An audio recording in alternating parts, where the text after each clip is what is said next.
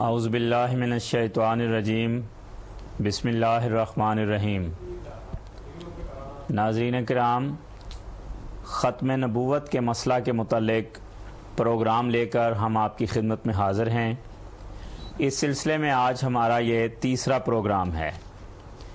اس سے پہلے دو پروگراموں میں ہم نے آیت خاتم النبیین پر سب سے پہلے پروگرام میں گفتگو کی، اس کے جو مختلف تراجم ہوتے ہیں وہ بتائے اور ان سے جو نتائج مترتب ہوتے ہیں، جو نتائج نکلتے ہیں، ان کا بیان کیا۔ اور دوسرے پروگرام میں قرآن کریم سے امت محمدیہ میں حضرت نبی پاک صلی اللہ علیہ وسلم کے بعد نبی آنے کا تصور جو قرآن کریم میں بیان ہوا ہے، ان کے متعلق بعض بنیادی آیات پیش کی۔ سلسلہ گفتگو جاری ہے۔ حسب سابق ہمارے ساتھ گفتگو کے لیے تشریف رکھتے ہیں مکرم محترم مولانا مبشر احمد کالوں صاحب۔ آج ہم ان سے پوچھیں گے کہ اس سلسلے میں قرآن مجید میں اور کون سی آیات ہیں جن میں یہ ذکر ہو کہ محمد مصطفیٰ صلی اللہ علیہ وسلم کی امت میں آپ کے بعد امتی نبی آ سکتا ہے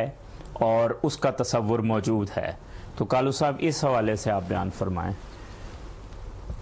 قرآن کریم سورت آل عمران کی آیت نمبر 180 میں اس مضمون کو بیان فرماتا ہے۔ اللہ تعالیٰ فرماتا ہے ما کان اللہ لیذر المؤمنین علی ما انتم علیہ، کہ اللہ تعالیٰ ایسا نہیں ہے کہ وہ مومنین کو اس حال پر چھوڑ دے جس میں تم ہو، حتی یمیز الخبیث من الطیب، یہاں تک کہ مومنین میں سے اچھے اور برے میں وہ امتیاز پیدا کرتے ہیں۔ یہ فکرہ قابل غور ہے کہ اس زمانے کے مومنین کو، اس زمانے کے مسلمانوں کو اس آیت میں اللہ تعالیٰ مخاطب کر رہا ہے جس زمانے کے مومنین ملے جلے ہوں گے،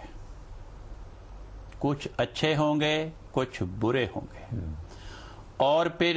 کچھ پتہ نہ چل رہا ہوگا کہ ان میں سے اچھے کون ہیں، برے کون ہیں، ان مسلمانوں میں سے خدا کو کون سے پیارے ہیں اور کون سے پیارے نہیں ہیں۔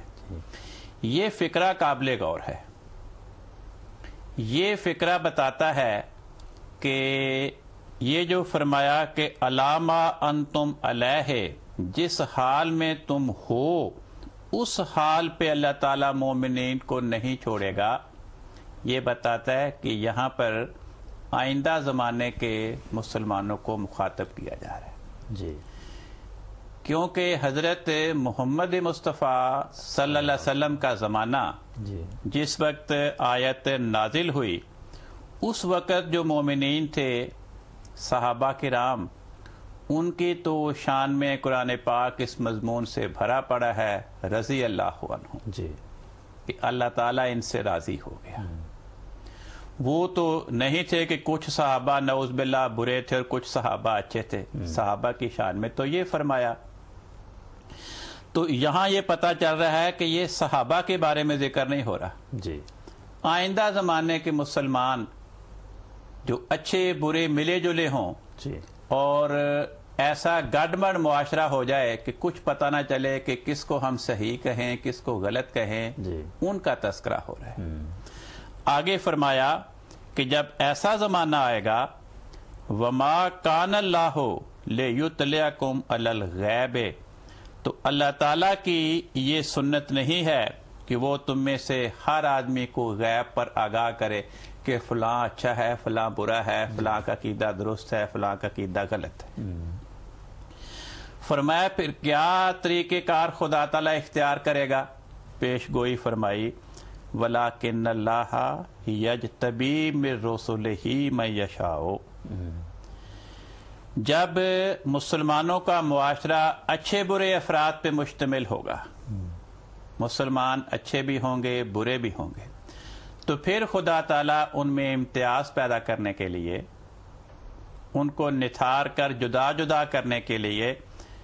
جس رسول کو چاہے گا اس کا انتخاب کر لے گا۔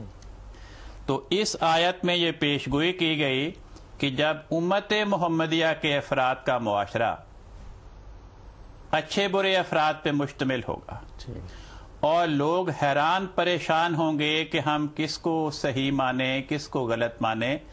تو پھر اللہ تعالیٰ کیا طریقہ کار اختیار فرمائے گا؟ ایک رسول کا انتخاب کرے گا۔ اس معاشرے میں سے جو لوگ رسول کو قبول کرتے چلے جائیں گے ان کا اچھا ہونا ثابت ہو جائے گا، اور جو برے ہوں گے وہ اس رسول کو قبول کرنے سے محروم رہ جائیں گے۔ تو اس آیت میں آئندہ امت محمدیہ کے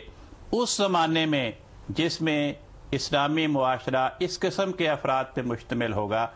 رسول کی بعثت کی پیشگوئی بیان کی گئی ہے۔ جی جزاکم اللہ، یہ بڑا واضح طور پر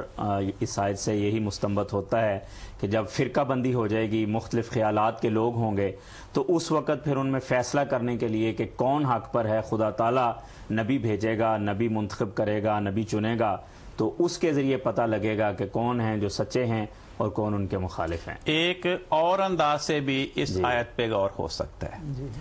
وہ یہ کہ دوسرا مفہوم اس آیت کا یہ ہو سکتا ہے کہ اللہ تعالیٰ اس آیت میں ایک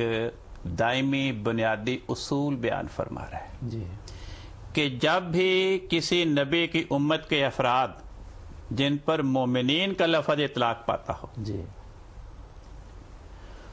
جب بھی کسی نبی کے ماننے والے آپس میں اچھے برے معاشرے کے افراد بن جاتے ہیں، اور جب بھی کسی نبی کی امت میں اس قسم کا بگاڑ اور زوال آتا ہے، تو پھر خدا تعالیٰ کی سنت یہ ہے کہ اس نبی کی امت میں رسول مبعوث کیا کرتا ہے۔ تو اللہ تعالیٰ نے یہ ایک دائمی اصول بیان فرمایا، اگر تو ہماری امت میں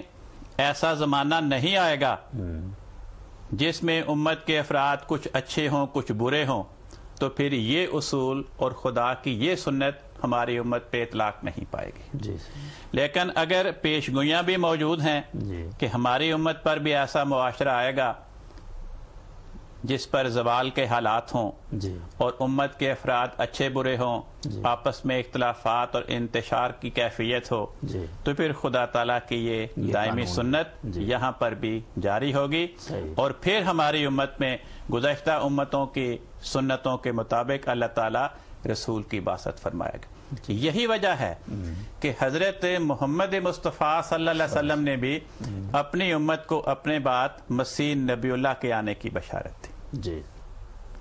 چنانچہ آپ نے فرمایا، کیفا انتم، اے مسلمانوں تمہاری حالت کتنی خطرناک ہوگی۔ پیش گوئی فرما دی کہ میری امت پر بھی خطرناک کیفیت آئے گی، جیسے اس آیت میں بیان فرمایا۔ یہ نہیں فرمایا کہ لوگوں کی حالت خطرناک ہوگی، فرمایا اے میرے ماننے والوں جب تمہاری حالت اتنی خطرناک ہوگی تم میں ابن مریم نازل ہوگا۔ کل بھی میں نے عرض کیا تھا کہ قرآن کریم نے یہ محاورہ ہمارے سامنے پیش فرمایا، حضرت رسول پاک